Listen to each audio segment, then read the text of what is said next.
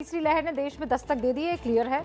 रोजाना बीमार होने वालों की संख्या बढ़ रही है, लेकिन लोग जो हैं वो समझने को तैयार नहीं है। आपको पिछले 7 दिनों का मैं आंकड़ा दिखा देती हूं और पिछले 7 दिनों से हम आपसे आग्रह भी कर रहे हैं, निवेदन भी कर रहे हैं, अपील भी कर रहे हैं, दुआएं भी आपसे मांग रहे हैं कि प्लीज अपना ख्याल रखिए, इस वेव को आने से रोक लीजिए। तो पिछले 7 दिनों का आंकड़ा एक बार फिर से आपके सामने रख रही हूं, जिससे ये साफ हो जाएगा कि क्यों तीसरी लहर बड़ी मुसीबत में तब्दील हो सकती है। क्यों? 30 दिसंबर को जाइए, कोरोना के मरीजों की संख्या तब थी 13,154। 31 दिसंबर को आइए, ये 16,764 हो जाती है। 1 जनवरी को ये 22,775 हो जाती है। ये देखिए आप, आंकड़ा लगातार बढ़ता चला जा रहा है। 1 जनवरी को 22,775, 2 जनवरी को 27,553 हो जाती है। 3 जनवरी को यह संख्या 27 से 33,750 हो गई। 4 जनवरी को बीमारों की संख्या 33 से बढ़कर 37,379 हो जाती है। 5 जनवरी को 37,000 से बढ़कर 58,097 पर पहुंच जाता है आंकड़ा। आप समझ रहे हैं, एक हफ्ते में कोरोना के मरीज 4 गुना से भी ज्यादा बढ़ गए हैं और यही चिंता की सबसे बड़ी वजह है। रफ्तार बढ़ने का सबसे बड़ा कारण है लोगों की लापरवाही, और ये लापरवाही देश के हर कोने में, हर राज्य में, हर गली में, हर नुक्कड़ में नजर आ रही है। मुंबई का बोरीवली सब्जी मार्केट, सैकड़ों की भीड़, लेकिन चेहरों पर कोरोना का जरा भी डर नहीं।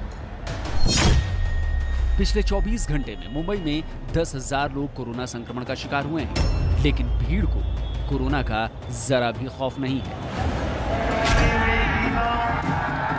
राजस्थान के 12 का सीसवाली क्रिकेट टूर्नामेंट चल रहा है। सैकड़ों लोग ग्राउंड पर मौजूद हैं, लेकिन कोरोना की फिक्र यहां किसी को नहीं है। राजस्थान में पिछले 24 घंटे में कोरोना के करीब 1200 नए मामले आए हैं, लेकिन क्रिकेट मैच के सामने भला जान की चिंता किसे है? बिहार की राजधानी पटना, यहाँ के गुरुद्वारों में गुरु पर्व की तैयारियां चल रही हैं। राज्य के बाहर से हजारों श्रद्धालु पटना पहुंच चुके हैं, लेकिन इनमें भी कोरोना से बचने की कोई चाह नहीं दिख रही। बिहार में कोरोना की तीसरी लहर ने दस्तक दे दी है, लेकिन 80% श्रद्धालुओं के चेहरे बिना मास्क वाले हैं। हालात कैसे खराब हो रहे हैं बिहार में, इसका अंदाजा आपको इससे लग जाएगा कि पटना में कैबिनेट बैठक होने से ठीक पहले 4 मंत्री कोरोना पॉजिटिव पाए गए हैं। इनमें deputy CM Tarkishore Prasad, deputy CM Renu Devi, भवन निर्माण मंत्री अशोक चौधरी और मद्य निषेध मंत्री सुनील कुमार हैं, जिन्हें कोरोना हो गया है। ये सब बताने और दिखाने का सिर्फ एक ही मकसद है, कोरोना के प्रति लोगों की लापरवाही से रूबरू कराना, लोगों को समझाना कि ऐसा मत कीजिए वरना हालात बहुत ज्यादा खराब होने वाले हैं।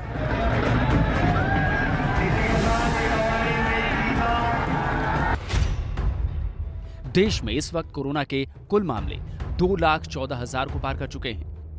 महाराष्ट्र में एक्टिव केस 70,000 के पार हो चुके हैं। एक दिन में वहां करीब 14,000 केस आए हैं। पश्चिम बंगाल में 25,000 से ज्यादा मामले सामने आ चुके हैं। एक दिन में यहां 5,289 केस आए हैं। दिल्ली में एक्टिव केस 15,000 के करीब पहुंच चुके हैं। एक दिन में करीब 3,900 नए केस आए हैं। देश में तीसरी लहर और दिल्ली के अंदर 5वीं लहर बिल्कुल आ चुकी है। केसेस कल 5,500 के आसपास थे और आज 10,000 के आसपास जो शाम तक बुलेटिन है, अभी कंपाइल किया जा रहा है डाटा, तो केसेस काफ़ी तेज़ी से बढ़ रहे हैं। बस ये संतोष की बात यही है कि सिम्टम्स जो हैं वो काफ़ी माइल्ड हैं पहले के मुकाबले में। पॉजिटिविटी रेट इसलिए तेजी से बढ़ रही है क्योंकि कोरोना के नए वेरिएंट ओमिक्रॉन ने फैलना शुरू कर दिया है।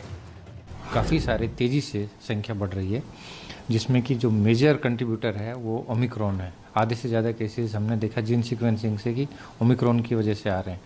इसके साथ साथ डेल्टा का भी काफ़ी सारे पेशेंट्स डिटेक्ट हुए हैं और हमने देखा कि ज़्यादातर पेशेंट जो हैं स्टेबल हैं।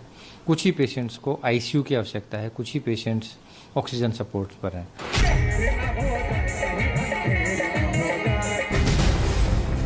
अब सवाल यह है कि आखिर देश कोरोना की तीसरी लहर से कैसे बचेगा, क्योंकि जिस तरह की तस्वीरें देश भर से आ रही हैं, उससे तो यही लग रहा है कि अगले कुछ हफ्तों में रोजाना मरीजों की संख्या लाखों में पहुंचने वाली है। और अगर ऐसा हुआ तो यकीन मानिए अस्पतालों में बेड, ऑक्सीजन और दवाइयों की एक बार फिर भयंकर कमी होने वाली है।